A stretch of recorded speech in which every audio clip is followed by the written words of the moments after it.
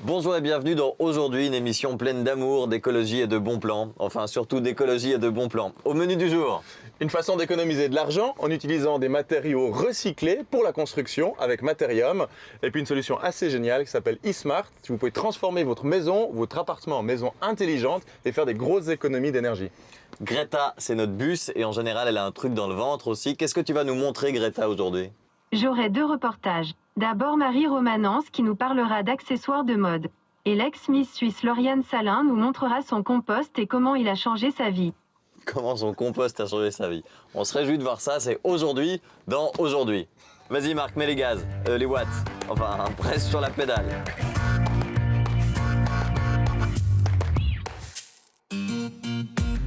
Lui là, c'est Marc. On ne dirait pas comme ça, mais il est ingénieur en développement durable. Et lui, c'est Jonas. Il ne quitte jamais son téléphone et ce qu'il veut, c'est trouver des solutions pour rendre sa vie plus confortable. Ensemble et à bord de leur bus solaire 2.0, ils parcourent la Suisse romande pour rencontrer celles et ceux qui améliorent nos vies, pas demain, mais aujourd'hui.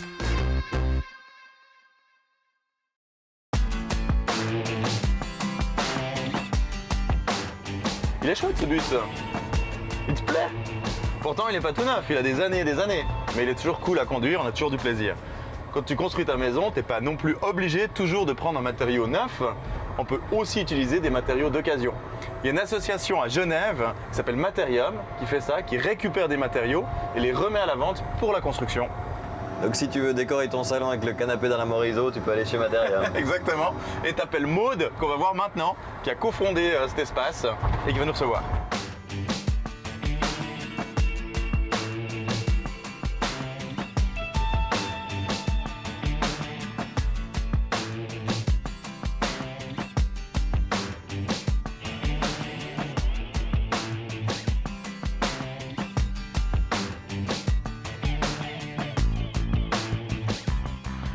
Beau jeu de jambes, Jonas. Bonjour, bonjour.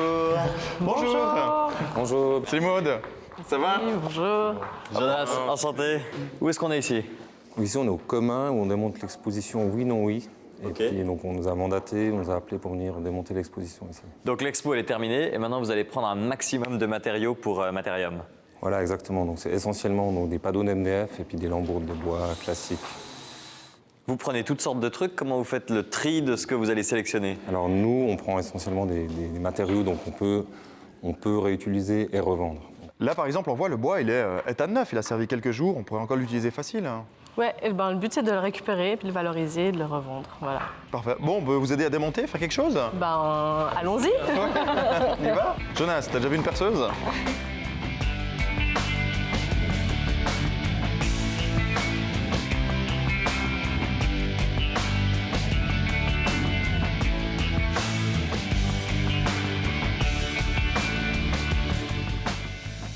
L'arrangement avec le lieu ici, vous les payez pour reprendre le matériel, ils vous le donnent parce qu'ils sont contents de s'en débarrasser, comment ça marche? Alors, normalement, ils payent quelque chose pour venir... Ah, c'est eux qui payent pour s'en débarrasser? Voilà, exactement. Mais après, ça dépend de la qualité de ce qu'ils nous donnent. Si l'objet qu'ils nous donnent est de trop bonne qualité, ça, on ne fait pas payer. Puis c'est une prestation complète. Donc si moi je fais par exemple un grand événement, j'ai des panneaux, etc., je peux vous dire, finissez la manifestation pour moi, débarrassez tout, et vous faites le tri, vous venez. La prestation, elle n'est pas complète. Nous, on va définir ce qu'on prend comme matière et ce qu'on ne prend pas comme matière. On peut faire du démontage, donc on va venir démonter ce qu'on prend comme matière, on va le prendre, mais ce qu'on ne va pas prendre, on va vous le laisser. Donc après, C'est pas vous qui faites le ménage à la fin de la Non, fête, non. qui envoyez les derniers Non. fêtards. Oui. On n'est pas une déchetterie. Je comprends. Voilà, Bon, on met tout dans le camion, puis on va à Materium. Super. C'est parti. Parti. Ça, on touche pas.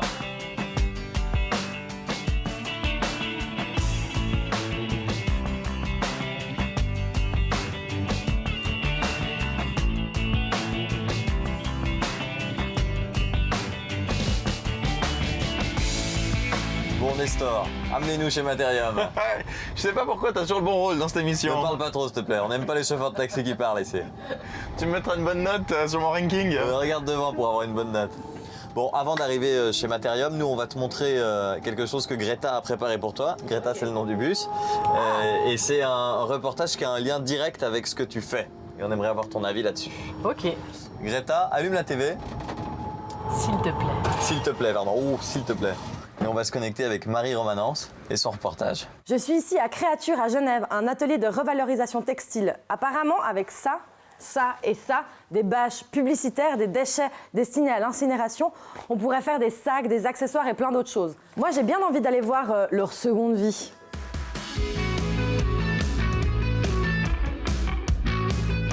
Caroline, où est-ce qu'on est ici? Là, on est dans la boutique de l'atelier Créature. Donc, on a un atelier de couture. Et puis, on revalorise tout ce qui est support de communication bâche. Ok, donc quand les bâches arrivent ici, en fait, et vous faites tout ici de A à Z. Exactement. Donc, par exemple, pour des bâches qui auraient eu, par exemple, le chemin de l'usine d'incinération, nous, on va décider de leur offrir une nouvelle vie, de les revaloriser sous forme d'accessoires. Et ça donne tout ça. Exactement. Ben, j'ai envie de voir comment on fait. On peut aller voir ça? On va découvrir tout ça.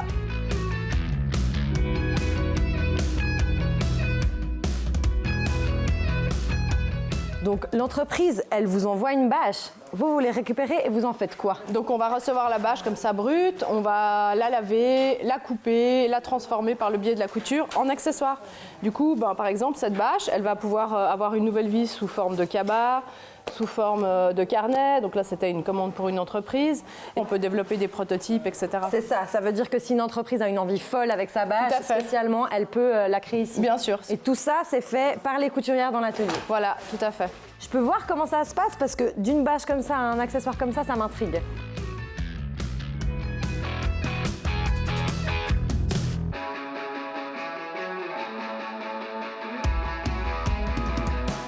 Oh, mais ça va vite en fait. Ok, tout droit. Ok, je suis partie, vas-y, c'est bon.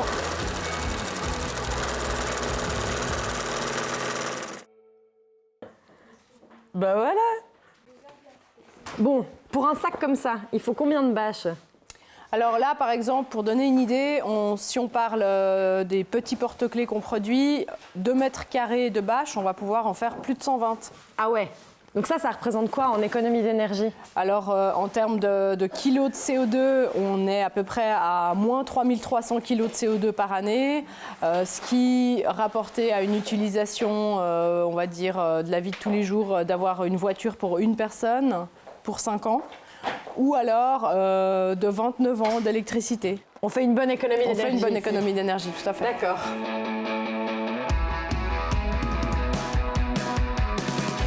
D'une bâche, on peut avoir des sacs, des porte-monnaies, des chaises longues. On soutient une économie locale, on réduit notre empreinte carbone. C'est des pièces uniques. Moi, je suis convaincue, hein. Non, mais si je prends la bâche du CNI, on calcule, on fait au moins 4000 chaises longues. 4000 chaises longues. Les bâches avant, elles étaient jetées, brûlées. Maintenant, ça fait des produits cool, moins chers, de bonne qualité, que les gens apprécient. Toi, c'était la même vision de voir tous ces matériaux qui étaient jetés, brûlés, triés, et alors qu'on pouvait les revendre? Exactement. Le but, c'était vraiment le constat, c'était dans les scénographies d'exposition, on utilisait un matériau pour 10 jours, 5 jours, 2 semaines et qui était neuf. Et donc de pouvoir le remettre dans un cycle de vie, le réemployer, le réutiliser dans sa fonction originale ou pour faire des meubles ou autre. Et la demande aussi, il y avait des gens qui cherchaient ces matériaux moins chers que ce qu'on peut trouver dans des grands magasins. Ils voulaient venir. Oui, alors la petite étude a montré qu'il y avait plus de 300 personnes qui ont répondu à un questionnaire qu'on a mis sur Internet, qui nous disaient, nous, on est chaud, on est partant, on viendra chercher de la matière chez vous. Donc on s'est dit, ok, on se lance. Il suffisait d'un lieu qui collecte et qui redonne. Exact. Ouais. C'est simple en fait. C'est simple. Je sais pas pourquoi vous la racontez autant.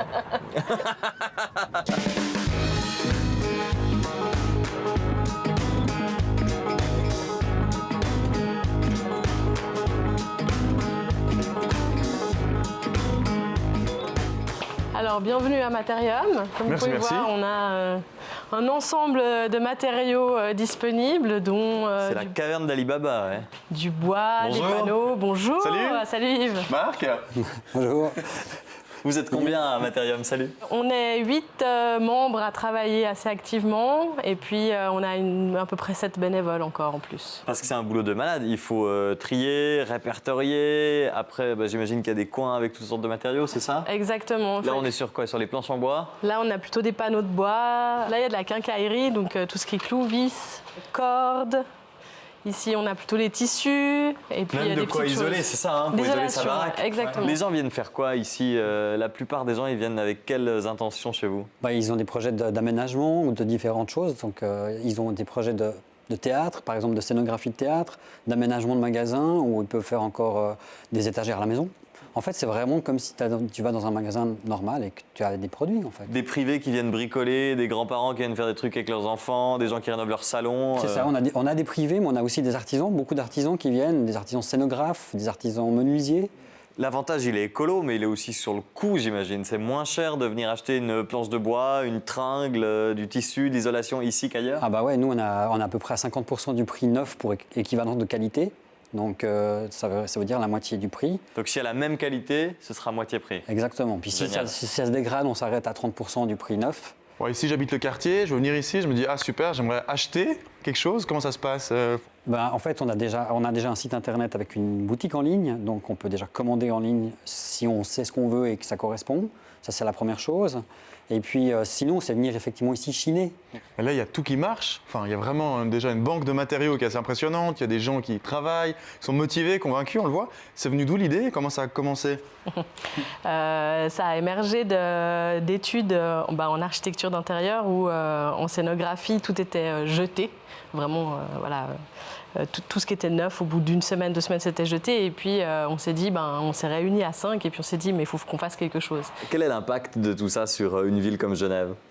L'impact de ce que nous on fait, c'est d'augmenter le nombre de cycles de vie d'une matière, en fait. Dès le moment où tu extrais une matière, première végétale ou minérale, ça crée de l'énergie, il faut de l'énergie pour le faire. Et puis, nous, on va prolonger ce cycle de vie. Donc, un nouveau cycle de vie, donc ça divise par 2 le coût de l'impact de l'extraction, en fait. Donc, plus on a des cycles de vie, plus on diminue ce coût d'extraction et moins on atteint la planète après au niveau du déchet. Ce qu'on voit en Suisse, c'est que c'est très propre partout autour de nous, mais la Suisse trie très bien ses déchets, mais par contre on incinère énormément et on produit beaucoup. Donc on est un des champions du monde dans la quantité de déchets générés. Ouais, et ces déchets, deuxième au monde. Voilà. Là-dedans, on pourrait faire vraiment de grands changements. Il y a un potentiel qui est immense. Hein.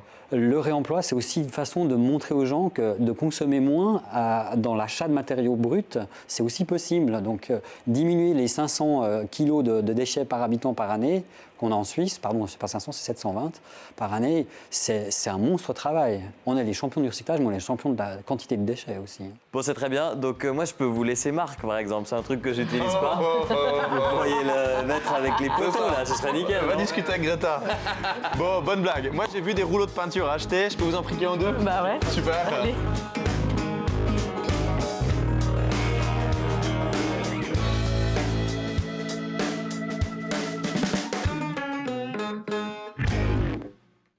Ouais, moi, je suis hyper content avec ces filets. Ça me donne envie de rentrer à la maison pour faire de la peinture.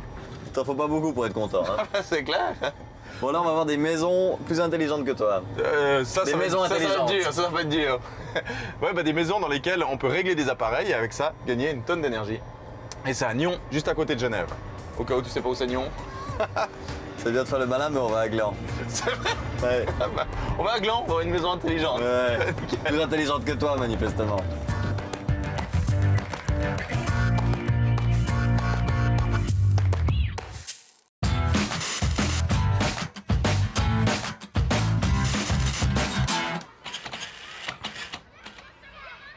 C'est les piles?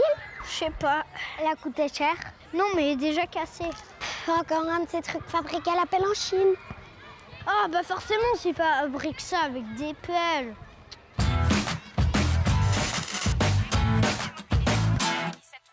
Tu vois, en France, ils se bougent pour le climat.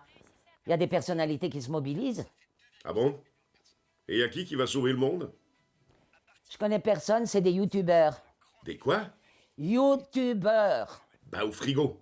Quoi au frigo? Le beurre, il est au frigo. Mais non, des youtubeurs. Ils font des vidéos dans l'internet. Ah bon? Bah ils veulent pas prendre des stars avec eux. Ils ont qu'à prendre Johnny. Mais Johnny, il est décédé. Ah bah ça c'est bien. S'ils font des CD avec Johnny, là ça va marcher. Allumez le feu. Allumez. Start the party, celebrate. I'm sick of nonsense. I wanna elevate from that familiar feeling. T'imagines, toutes les voitures ont des indications d'énergie, de consommation d'essence, réservoir, etc. On a plein d'infos. Et dans une maison, rien du tout. Rien, t'as pas un seul compteur. On sait pas à combien de kilomètres/heure elle roule. Je trouve ça très décevant aussi. Ou la vitesse à laquelle elle siphonne ton porte-monnaie avec ses coûts d'énergie, par exemple. Et il y a 2 types qui ont une idée géniale. Laurent et Fabrizio, ils se sont dit, on va aller récolter ces données. Ils ont créé eSmart et c'est un grand écran que tu peux mettre n'importe où, dans ton salon, dans ta cuisine, et qui te donne toutes les informations sur ta maison. Et le grand écran, il consomme un max. Je sais pas, tu demanderas à Fabrizio. Mais en tout cas, ça permet aussi d'adapter les appareils, de voir s'ils sont bien réglés, et de vraiment connaître comment ta maison fonctionne. Et ça, je trouve vraiment génial. Une maison avec de l'intelligence artificielle. Et pourquoi pas un bus qui parle? Lol. T'as un rire de psychopathe, Greta.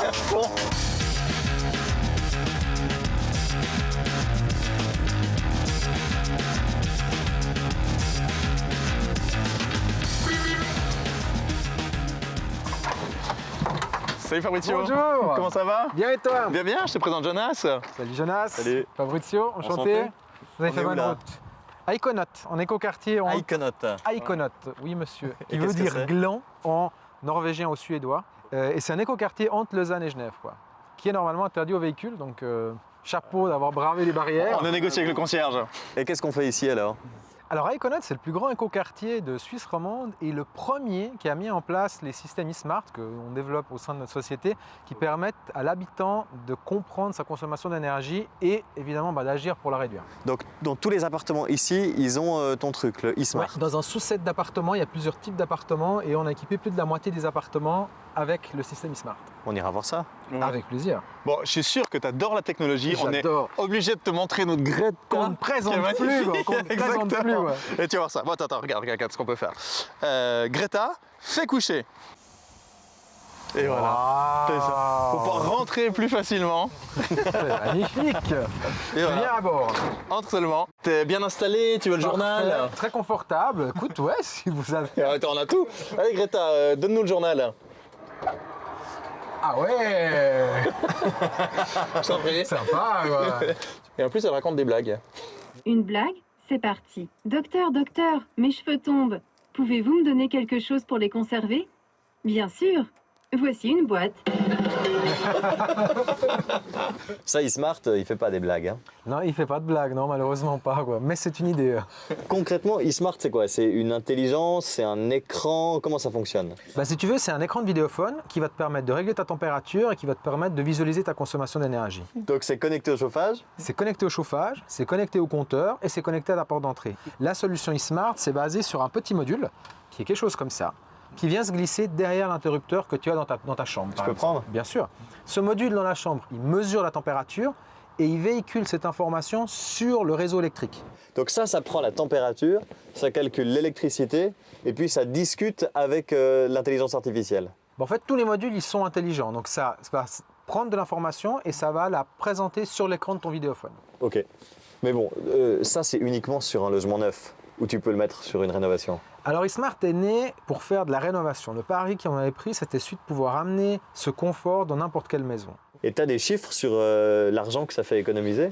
J'ai les consommations où on a montré, ici sur ce quartier-là, il y a 2 bâtiments qui sont identiques, un équipé d'eSmart, l'autre pas. Le fait de visualiser la consommation d'eau chaude a permis de réduire de 13% celle du bâtiment équipé avec eSmart par rapport à celle qui ne l'est pas. Ce qui est génial, c'est que là, on touche tout d'un coup à l'humain. C'est de la technologie, mais qui interfère avec l'humain. En donnant l'information, en fait, les gens s'adaptent. Ouais, nous, on veut sensibiliser les gens. Alors, du coup, on a mis des objectifs. L'écran, tu te fixes des objectifs qui correspondent à la moyenne suisse d'un ménage de 3 personnes, 4 personnes. Et puis donc, tu as ton objectif d'eau chaude, de chauffage, d'eau froide qui s'affiche sur l'écran. Et c'est souvent comme en jeu, au départ on se dit « Ah non, mais j'en ai marre, et puis j'ai pas envie, et puis c'est facture encore ». Et puis au final, on a l'information, on se dit « Ah tiens, mais en fait c'est marrant, je savais pas que je consommais tant ici ». Puis après on se dit, on commence à jouer, on se dit « Ah, on change un petit peu ». Puis après on se dit « Ah, en fait c'est génial ». Enfin, il y a souvent un challenge qui commence, puis on en parle à ses potes, ah ouais, etc. Et le fait d'avoir cette information, ça crée vraiment un jeu, ça devient ludique. Et c'est pour ça qu'on a exactement ces objectifs mensuels, pour que les gens, les voisins, ils puissent entre eux un petit peu discuter, avoir des unités pour parler d'énergie et puis un petit peu se challenger les uns les autres. C'est ce que fait Marc, hein. Il m'a dit ça fait 8 jours que j'ai pas pris de douche. Et toi, tu fais mieux toi? Chacun met ce qu'il peut pour... Je crois qu'il est temps d'aller voir cette solution, on a assez parlé.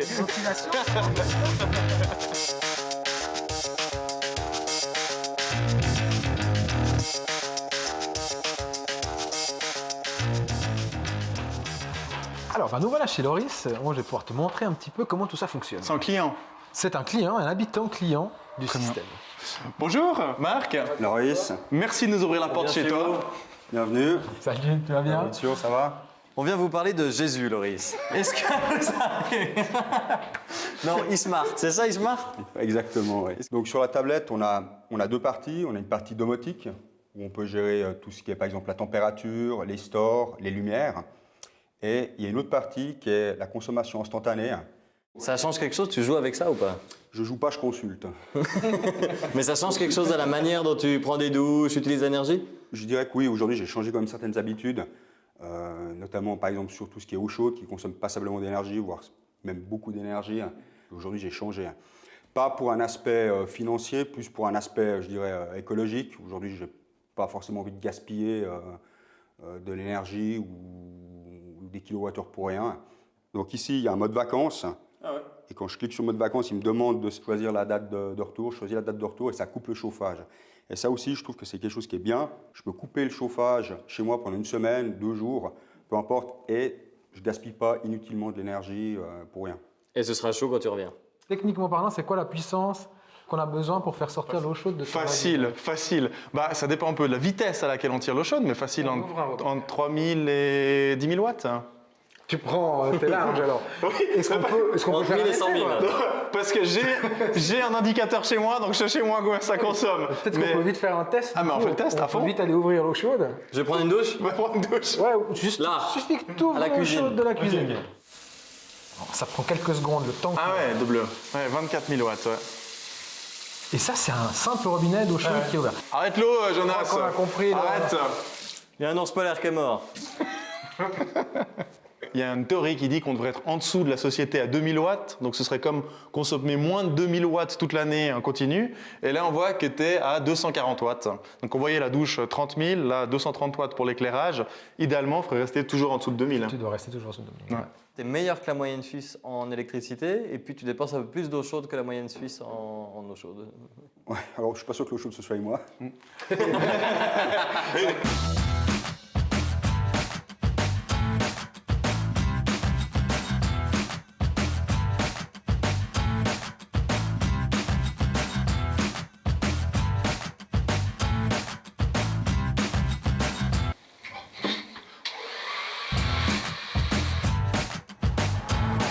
Quand on y réfléchit, ces histoires d'énergie, ça date pas d'hier. Hein. Protocole de Kyoto en 1992, la Suisse s'engage à réduire sa consommation d'énergie. Adolphe Hoggy, le Conseil fédéral, dans les années 2000, qui avait fait une pub vraiment où on cuisait ses œufs pour réduire la consommation d'énergie avec un couvercle. Et pourtant, aujourd'hui, on est en 2019 et presque personne sait combien il consomme d'énergie au quotidien, etc. On voit qu'il y a encore un énorme boulot à faire justement pour qu'on prenne conscience de ce qu'on consomme. Adolphe Hoggy, c'est pas un bon ambassadeur, il y a mieux. Il faudrait Miss Suisse. Ah ouais, bonne idée. Miss Suisse, c'est le people du jour. Greta? La plus belle et ses poubelles. Un reportage de Julie Marot. C'est le 7 novembre 2015 que la fribourgeoise Lauriane Salin décroche le titre de Miss Suisse. Un rêve qui devient réalité à l'âge de 22 ans. Faute d'élections en 2016 et 2017, c'est après 854 jours de règne que Lauriane rend finalement sa couronne. Elle devient alors la Miss au plus long règne depuis la création du concours en 1951. Désormais installée entre la Suisse et la Grèce, Lauriane est mariée et maman de la petite Madeleine. Aujourd'hui, loin des podiums, elle se consacre à sa passion pour l'art en représentant la nature avec un bien joli coup de crayon. Et si le quotidien d'une reine de beauté n'était pas forcément celui que vous imaginiez? Bienvenue à Belfaux. On est dans la campagne fribourgeoise à côté du compost. On va faire le petit geste quotidien, on va vider mes déchets organiques sur le compost. Les œufs, en fait, c'est les œufs qui viennent d'ici parce que ma tante a des poules, donc c'est du local. Hop. Fini.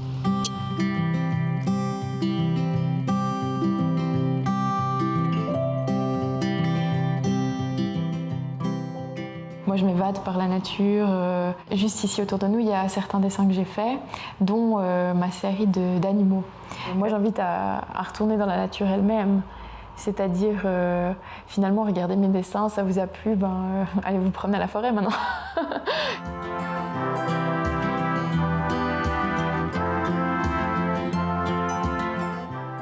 la maison où j'ai grandi, on a toujours eu un compost au fond du jardin. Pour moi, c'est tellement naturel, c'est tellement normal que les déchets organiques, ils ont leur place, ils doivent retourner à leur place pour continuer leur cycle. C'est mon papa qui faisait ça quand on était en hiver. Il ouvrait le compost, donc il prenait la fourche et puis il l'ouvrait un petit peu. Et puis il me disait, mets ta main entre deux, mais il ne refermait pas. Et tu pouvais juste en mettre ta main comme ça, tu pouvais voir à quel point c'était chaud. Et on peut se dire, mais le compost, c'est deg, c'est sale. Mais finalement, si tu comprends ce que c'est un concentré d'énergie, un concentré de vie. Il y a des micro-organismes, il y a les vers de terre qui remontent pour faire leur boulot au milieu. Et finalement, grâce à ce compost, après, tu fertilises. Parce que si tu dois produire toi-même ton alimentation, le fait que tu puisses fertiliser et que tu puisses avoir des légumes plus gros parce qu'ils sont mieux nourris, finalement, ça te rapporte quelque chose. C'est utilisé dans l'agriculture depuis toujours et pour le meilleur.